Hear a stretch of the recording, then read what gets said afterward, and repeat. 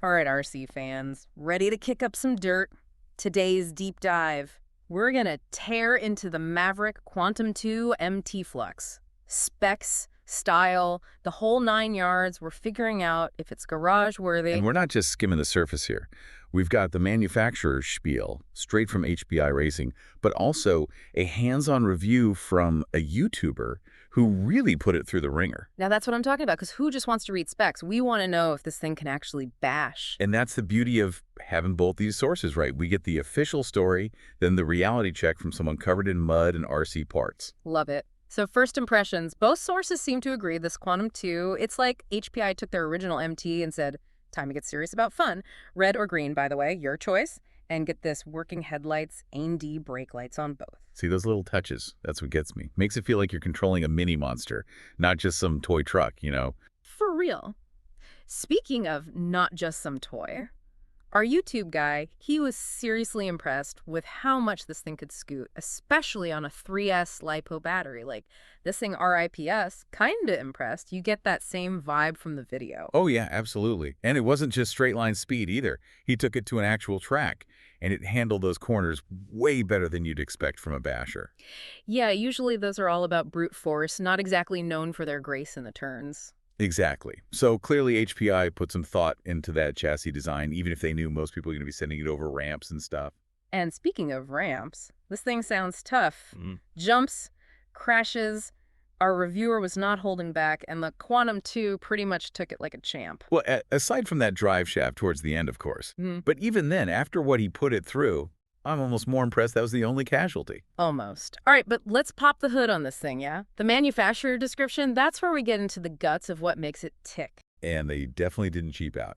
We're talking a 3,500 kV brushless motor paired with an 80 amp, get this, waterproof electronic speed controller. That's like recipe for serious power right there. Yeah, I was reading up on those brushless motors. Seems like that's what everyone's after these days. What's the big deal with them? Well, for their size, they're crazy efficient, way more punch than those old brushed ones. Longer battery life, and they can handle way more abuse before they give out. So this thing's built for speed and endurance. I like where this is going. And it needs it. To handle that power, HPI reinforced the whole drivetrain with metal. Diffs, gears, the works. That's huge, because without it, all that juice would just shred plastic gears like nothing. So they serious about this thing, not messing around. Not at all. And come on, you can't forget the adjustable wheelie bar. Practically mandatory for a monster truck, right? Oh, absolutely. Gotta have that wheelie action. Although, there is one term in the description that threw me. Dual pad slipper clutch. Now, is that something us non-mechanics need to worry about? Actually, it's pretty neat. Think of it like extra protection for when you land those big jumps or slam into a curb. It's like shock absorbers for your gears. Stops them from stripping out when things get wild. So tougher it is, longer it lasts. Makes sense. But let's switch gears a bit here. Literally, we've talked all this tech, but how does it actually feel to drive? Well, that's where our YouTuber comes in, right? Yeah. He actually said it was surprisingly controllable for a monster truck. Really? I always figured those things were kind of a handful to drive. Lot of power, not a lot of finesse. He did mention some oversteer, so Yeah. that rear end likes to kick out a bit in the corners. But he said you can tweak that with the settings on the transmitter, dial it back. So you've got options how wild you want to go. Options are always good. What about jumping it? How to handle that? He said it got some good air, but that suspension, a little stiff, so those landings could be kind of rough. Interesting. See, that's something I wanted your take on. Sounds like there might be a bit of a trade-off there. Oh, for sure. Stiffer suspension usually means it handles better, turns quicker. But you lose that plushness on the landings. It's a balance, and sounds like HPI might have gone more for the responsive side of things with this one. So we've got ourselves a powerful, tough basher. Might need a bit of a skilled hand on the controls, though. But the big question is it the right RC for you? $1,000,000 question. All right, let's break it down pros and cons. You tell me if this sounds like you're kind of right, all right? Let's do it. All right, so plus column. We're looking at a pretty darn affordable truck here, especially for what you get. No skimping on power, built to last, and the fact that it can handle a track. Bonus points. But it gotta be a downside, right? Nothing's perfect. Right. Reviewer did say the styling. It's a little toyish for some tastes, especially those bright green wheels. Not exactly subtle. Yeah, some people are all about that scale realism. I get it, honestly. I kind of dig the over-the-top look. It's a basher. It's supposed to be fun. Hey, and think of the customization potential. Don't like the body? Swap it out. Wheels, too. Make it your own. Oh, for sure. And speaking of which, that's something HPI really talked up. This truck is made for upgrades, they kept saying. And that's huge, right? Especially if you like to tinker. Swap out the motor for something even crazier, maybe upgrade those shocks for smoother landings. Now you're speaking my language. I can already picture it. Quantum 2, hopped up, tearing across the backyard. Only limits your imagination, right? And maybe your wallet. Right. Got to keep it realistic. But that upgrade potential, that's a big plus in my book. But before we go full-on custom build daydream in here, there were a few other things, both from HPI and the review, I wanted to hit. Hit me with them. So the reviewer mentioned this uses a standard XT60 battery connector. That means anything to the average RC guy. Or gal, obviously. Good sign, actually, XT60s. They're known for being super tough, can handle a lot of juice flowing through them, which, with these batteries, you need that, means they built it to handle serious power. Good to know. He also said, though, no tools included. Found that kind of strange. Yeah, I get that. I mean, most RC folks, we've got our own kits and all. But for something marketed as ready to run, usually they throw in the basics at least. So if you're brand new to this, might need to factor in a few extra bucks for some hex drivers, that sort of thing. Exactly. Nothing crazy, but worth keeping in mind. All right. Differentials. HPI made a big deal about those, metal gears and all. Worth getting excited about, or... Oh, absolutely. Diffs are crucial on ANYRC, but bashers especially. Lets the wheels spin at different speeds in a turn so you don't lose traction on rough stuff. And metal gears are just tougher, right, than plastic ones? Night and day, they can take a beating. Important when you're jumping and crashing all the time. Point for the Quantum 2, then. For sure. And they made it easy to service them, too, which is nice. Less time wrenching, more time driving. Music to my ears. They also called out this dual bell crank steering system with an integrated servo saver. Now, that's a mouthful, layman's terms. Sounds fancy.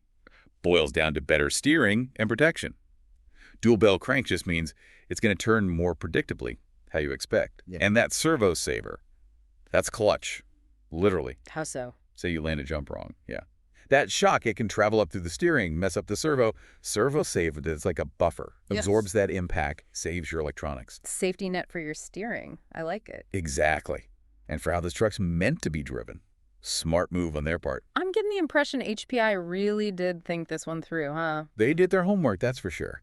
Packed a lot in and kept the price reasonable. Still room to tinker, of course, but that's half the fun. Couldn't agree more. Yeah. Oh, they were very specific about the size. Perfect size for bashing, whatever that means. Means they found that sweet spot. Big enough to handle rough terrain, take a hit. But not so big it's a pain to transport, you know? Or if you got to store it inside. Not taking up half your living room.